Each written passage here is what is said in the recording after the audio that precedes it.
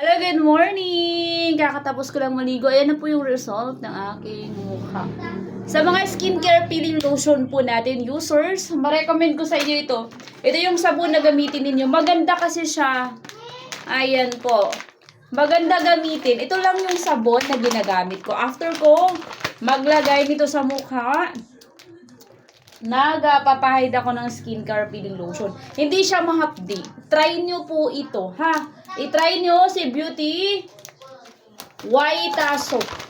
Beauty White Soap. Ito yung sabon na ginagamit ko. So, ngayon, dahil yung aking skincare peeling lotion ubos na, wala na yung laman. So, kailangan ko nang bukas ng panibago para sa ating personal use. Ayan pa. Ito, naka 100 ml. Ay, paano ba ito buksan? Sealed kasi siya, naka-sealed. Naka-sealed siya, naka-sealed. Kaya dapat gunting to. Ayun, okay, nabuksan ko na. Ganun siya. Ito na, wala na kasi laman yung isa. Ay, ito na. Yun na, Beauty White Soap. Gamitin yung soap dyan sa mukha. Whole body pwede yan. So, ngayon, ito na yung ating skincare na kaka-open ko lang. So, yan siya. Ayan, papump din. Ay, ganda na kasi may cover siya. Tapos pag open, papump na. So, ganyan. Safety na. Push lang natin. Ayan na. Ayan siya. Ayan na.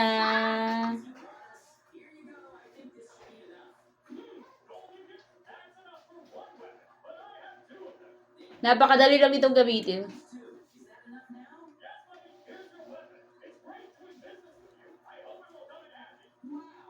Ayan lang.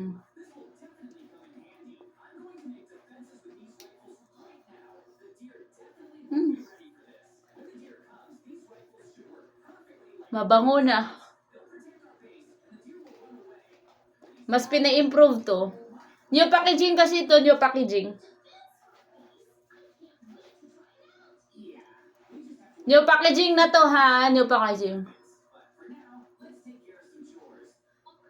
Newly improved. O, ayan. Kapag first time user kayo, check out na yung maliit, yung 50 ml. Para matry nyo po sa skin ninyo, ha? Depende kasi yan sa skin type natin kung hiyang.